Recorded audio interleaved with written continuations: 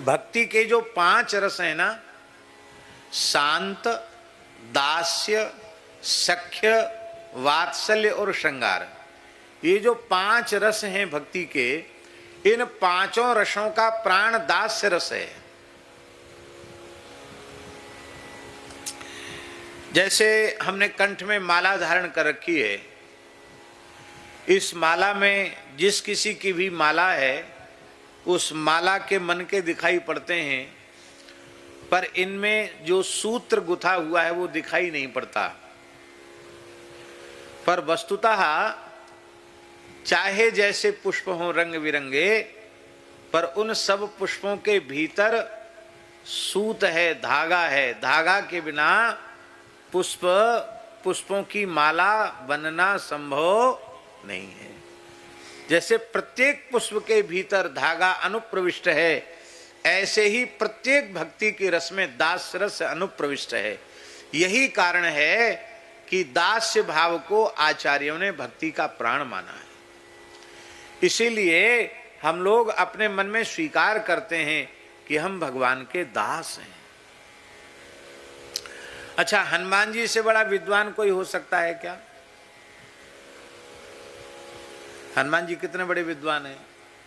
गोस्वामी जी के शब्दों में तो ज्ञानिनाम अग्रगण्यम, ज्ञानियों में अग्रगण्य हैं हनुमान जी, और बुद्धिमानों में बुद्धिमताम वरिष्ठम, हनुमान जी के जैसा कोई बुद्धिमान नहीं है।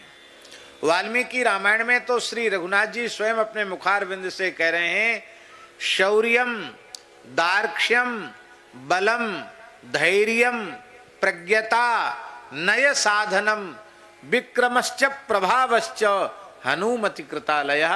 उत्तरकांड में भगवान श्री राम कह रहे हैं कि हे महर्षि अगस्त्य जी महाराज, हमको ऐसा लगता है कि समस्त सद्गुणों ने हनुमान जी को ही अपना निवास स्थान बना लिया है।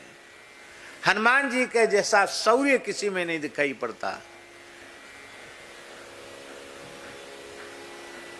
शर्मा जी, बहुत से लोग शूरवीर तो होते हैं, शौर्य तो उनमें होता है, पर दक्षता नहीं होती है। अब इतिहास की उन घटनाओं के स्मरण की आवश्यकता नहीं है। इतिहास का अनुशीलन करने वाले ऐसी तमाम चीजों को ध्यान में रखते हैं। हमारे जो पूर्वज थे उनमें शौर्य कम नहीं था, पर जिनमें शौर्य है आवश्यक नहीं उनमें दक्षता हो, कुशलता हो। दक्षता के अभाव में उनका शौर्य किसी काम में नहीं आया।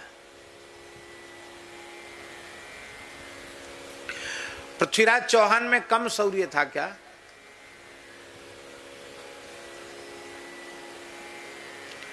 शौर्य तो कम नहीं था, पर जितना शौर्य था वैसी ही दक्षता का आश्रय यदि उन्होंने लिया होता तो मुगल भारत की पवित्र धरती पर अपने पैर जमाने में समर्थ नहीं हो सकते थे। हर बार परास्त करके उसको छोड़ देते थे। अरे भाई, ऐसे आक्रांता को छोड़ने की क्या आवश्यकता थी? 17 बार देखो हमने छोड़ दिया। अरे भाई, रिपु रुज गनीय न छोट, शत्रु को रोग को कभी छोटा नहीं समझना चाहिए। हनुमान जी ने ऐसा नहीं किया। हनुमान जी ने लंका में जाकर देखा कि ये राक्षस इतने अहंकारी हैं, इनका उत्साह इतना प्रचंड है कि इनसे टक्कर लेना किसी के बस की बात नहीं। तो इनको हतोत्साहित कैसे करें, इनका हौसला पस्त कैसे करें? तो हनुमान जी ने पहली यात्रा में ही उनका हौसला पस्त कर दी। यह है दक्षता।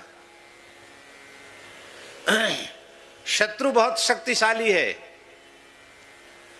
उसके पास अपार जनबल, धनबल, शारीरिक शक्ति का बल है, सिद्धियों का बल है, अनेक प्रकार के बलों से संपन्न है शत्रु।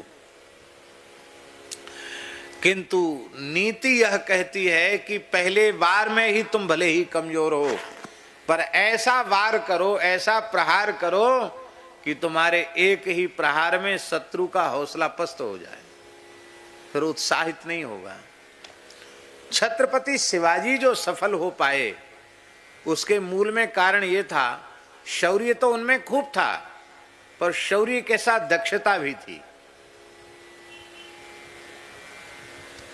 ऐसा नहीं था कि हम मर जाएंगे पर युद्ध में पीठ नहीं दिखाएंगे। अरे भाई, पीठ दिखाने की क्या बात है, जहां जरूरत पड़े वहां भाग लो, जहां जरूरत पड़े वहां खड़े हो जाओ। इस कुशलता के कारण छत्रपति शिवाजी सफल हुए। हम कोई कोबड़ छोट कहता प्रादु बड़ा छोटा नहीं बता रहे हैं, पर शौर्य के साथ दक्षता जरूरी है। हनुमान जी ने पहली यात्रा में 5 सेनापतियों का वध किया। कितना? 5 सेनापति फौज लेकर के आए, रावण की अजय फौज समाप्त कर दिया। 7 मंत्री पुत्रों को समाप्त किया और अक्षय कुमार को समाप्त किया। अक्षय कुमार को क्यों समाप्त किया? अक्षय कुमार का अपराध बहुत ज्यादा नहीं था, पर हनुमान जी ने अक्षय कुमार को समाप्त कर दिया। चाहते तो छोड़ सकते थे उसको। और वाल्मीकि में तो यहां तक संकेत है कि अक्षय कुमार के वध के बाद हनुमान जी को थोड़ा पश्चाताप भी हुआ। और आश्चर्य की बात है, माने इतना प्रचंड पराक्रमी है अक्षय कुमार कि हनुमान जी के साथ जो उसका युद्ध हुआ है, आकाश में सिद्ध ऋषि मुनि वो विस्मित हो रहे हैं उसके पराक्रम को देख करके। हनुमान जी भी कहते भाई विलक्षण पराक्रमी है, पर क्या करें, आज इसको मारना ही पड़ेगा। क्यों मारना पड़ेगा? इसको कहते दक्षता। क्यों मारना पड़ेगा? आप लोग ध्यान दें, अंगद जी ने कहा कि आप लोग चिंता न करें, मैं लंका जा सकता हूं। लौट के नहीं आ सकता। तो लौट के नहीं आ सकता, क्या कारण है भाई? थक जाओगे, क्या बात है, क्यों नहीं आ सकते लौट के? अंगद कहे जाऊं मैं पारा, जिय संशय कछु फिरती वारा। लौटते समय हमको अपने प्राणों का संदेह है, हो सकता मैं जीवित न आऊं। तो जीवित न आऊंगा तो फिर समाचार कौन सुनाएगा? तो क्या श्री अंगद जी इतने कमजोर हैं जो उन्हें आत्मविश्वास नहीं है कि मैं लंका जाकर लौट के नहीं आ पाऊंगा? उसका कारण जानते हैं आप? उसका कारण यही है कि अंगद भी कोई सामान्य बाप का बेटा नहीं था, बाली का पुत्र था। जैसे यहाँ भी बड़े आदमी जो हो जाते हैं उनके बालक बालिका यहाँ नहीं पढ़ते हैं, विदेश में जाके पढ़ते हैं। अमेरिका पढ़ रहे हैं, लंदन पढ़ रहे हैं, जर्मन पढ़ रहे हैं, ऐसा होता कि नहीं? अब तो एक फैशन चल गया कि विदेश भेजो, भले ही वहाँ से सब संस्कार चौपट करके आवें और सारी सभ्यता को धो करके आवें, लेकिन भेजो विदेश, तभी लोगों के बीच में हमारा बड़प्पन प्रतिष्ठित होगा। ऐसी एक धारणा लोगों में बन गई। उस समय क्या था? उस समय बाली भी बहुत प्रभावशाली था। बाली ने अपने पुत्र को पढ़ने के लिए देव गुरु बृहस्पति की पाठशाला में भेजा था। स्वर्ग में पढ़ने जाता था बाली, आप सोचो, वहां पढ़ने जाता था। और भैया, जब बाली का पुत्र अंगद बृहस्पति के गुरुकुल में पढ़ सकता है तो रावण कोई कमजोर है? रावण तो बाली का मित्र था, इसलिए रावण का पुत्र अक्षय कुमार भी बृहस्पति की पाठशाला में ही पढ़ता था। और दोनों में बालक बालकों में प्रेम तो होता ही है, प्रेम प्रेम में झगड़ा भी होता है। रावण और बाली की मैत्री प्रसिद्ध थी, अक्षय कुमार और अंगद की भी मैत्री थी। पर अंगद थोड़े मजबूत ज्यादा पड़ते थे, वो कभी कभी पिटाई कर देते थे अक्षय कुमार की।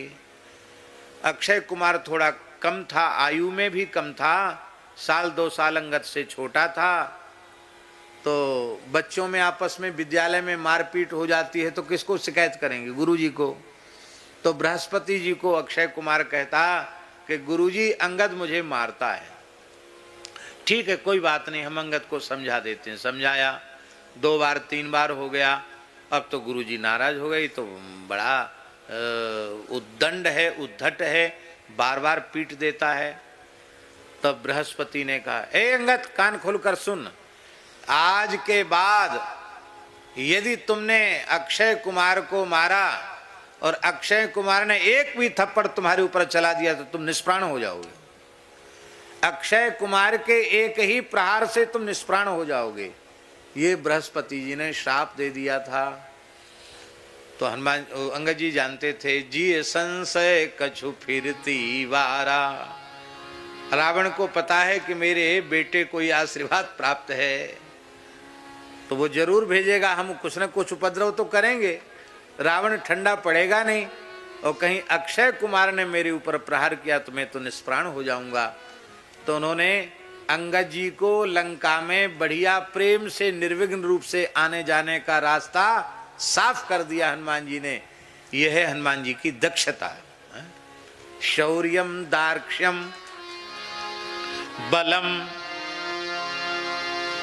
बहुत से लोगों में बल तो होता है, शारीरिक शक्ति और अंतःकरण की शक्ति होती है उनमें, शारीरिक और आत्मिक दोनों बल होते हैं उनके पास, पर धैर्य नहीं होता। और धैर्य के अभाव में अनर्थ हो जाता है। ऐसी भी कई घटनाएं हमारे देश में इतिहास में घटित हुई हैं जहां बल की कमी नहीं थी, पर ऐन मौके पर धैर्य खो दिया तो उससे सब कुछ किया कराया सब पर पानी फिर गया। हनुमान जी में धैर्य। अब सोचो, बल तो कैसा है हनुमान जी में और धैर्य कैसा है। लंका में उनकी पूंछ में ज्वलनशील पदार्थों को बांध बांध कर घी में, तेल में, कपूर के चूरे में लपेट लपेट करके लत्ता बांधे जाते हैं, कपड़ा बांधे जाते हैं। हनुमान जी देख रहे हैं कि पूरी लंका में रहा न नगर बसन घृत तेला। लो साहब, इतनी बड़ी लंका में, सोने की लंका में कपड़ा नहीं। राक्षस इतने उत्साही थे, रावण से पुरस्कार के लोभ में कितने राक्षसों ने तो अपने कपड़े तक उतार दिए। बोले कोई बात नहीं, घर में कपड़ा नहीं, शरीर पर तो कपड़ा है, नंगे होए तो हो जाएं। वो महाराज नंगे हो गए, अपने सबरे लत्ता उतार के शरीर के कपड़ा और हनुमान जी की पूंछ में लपेट दिए। हनुमान जी ने भी सबका सकल सूरत सबकी याद रख ली कि सबसे पहला प्रसाद भी इन्हीं को दिया जाएगा जिन्होंने अपने शरीर के कपड़ों तक का दान हमारी पूंछ के लिए कर दिया। और हनुमान जी ने जब आग लगाई तो वैसा ही किया, उनको ही पहले पहले जलाया हनुमान जी ने।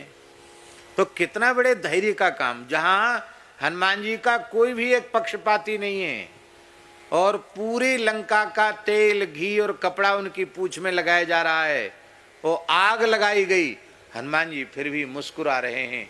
ये है धैर्य। शौर्यम दार्क्ष्यम बलम धैर्यम प्रज्ञता, बुद्धिमत्ता हनुमान जी की। प्रज्ञता क्या है? बड़ी प्यारी बात। अशोक वाटिका में हनुमान जी पहुंच तो गए, जानकी जी का दर्शन भी कर लिया, लेकिन अब विचार कर रहे हैं कि क्या करूं, सीधे सामने पहुंच जाऊं क्या? मैं सीधे सामने पहुंचूंगा तो मुझे देखकर कहीं जानकी जी चिल्ला पड़ी तो राक्षसियां दौड़ के आ जाएं, फिर तो संवाद हो ही नहीं सकता है। क्या करूं? तरु पल्लव मह रहा लुकाई, करो विचार है करो का भाई, क्या करूं। यह प्रज्ञता। हनुमान जी इतने बड़े विद्वान हैं, बहुत ध्यान से सुने। हनुमान जी इतने बड़े विद्वान हैं कि जब हनुमान जी से प्रथम मिलन हुआ राम लक्ष्मण का, भगवान श्री राम का लक्ष्मण जी का, तब भगवान श्री राम वाल्मीकि रामायण में कह रहे हैं, भगवान श्री राम कह रहे हैं, लक्ष्मण नूनम व्याकरणम कृत्सनम अनेन बहुधा श्रुतम बहुव्याहरता नेन न किंचिद अपशब्दितम।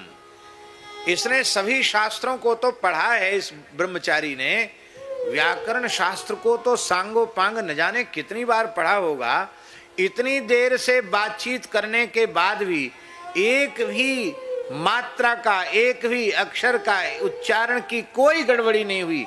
इतना साहित्यिक प्रवचन है इस बटुक ब्रह्मचारी का। बोले ऋग्वेद कंठस्थ हो उसकी ऐसी वाणी नहीं हो सकती, ना यजुर्वेद धारणा, यजुर्वेद कंठस्थ हो उसकी भी ऐसी वाणी नहीं, सामवेद जिसे कंठस्थ हो उसकी भी ऐसी वाणी नहीं हो सकती, अथर्ववेद कंठस्थ हो उसकी भी ऐसी वाणी नहीं हो सकती। ये तो विलक्षण है। इसके बोलने का तरीका कितना अद्भुत है। रस, छंद, काव्य और अलंकार की दृष्टि से इसकी वाणी कितनी अद्भुत है।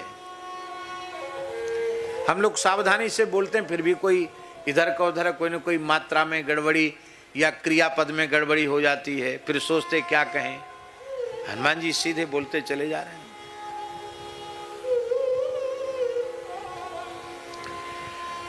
तो जैसा साहित्यिक वक्तव्य प्रस्तुत करके हनुमान जी ने भगवान श्री राम लक्ष्मण को आश्चर्य में डाल दिया, वैसा ही वक्तव्य जानकी जी के सामने नहीं दे सकते थे क्या? लेकिन यह है हनुमान जी की बुद्धिमत्ता। हनुमान जी विचार कर रहे हैं, यदि वाचम वदिष्यामि द्विजातिरिव संस्कृताम, वाल्मीकि का श्लोक है, रावणम मन्यमाना माम सीता भीता भविष्यति। यदि संस्कृत के विद्वान पंडितों के समान मैंने साहित्यिक परिष्कृत संस्कृत में कुछ प्रवचन किया तो वैदेही को संदेह हो जाएगा कि ये प्रकांड पंडित रावण की भाषा है, ये रामदूत की भाषा नहीं हो सकती।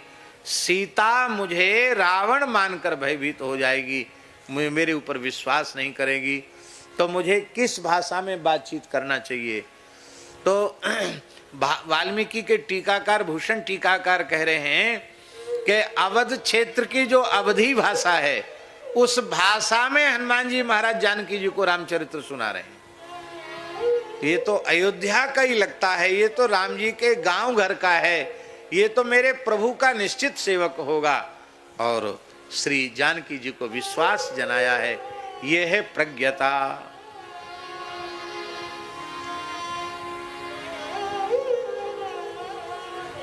हम ये निवेदन कर रहे हैं कि हनुमान जी कोई सामान्य तो नहीं है, ज्ञान इनाम अग्रगण्यम है और बुद्धिमताम वरिष्ठम है श्री हनुमान जी महाराज।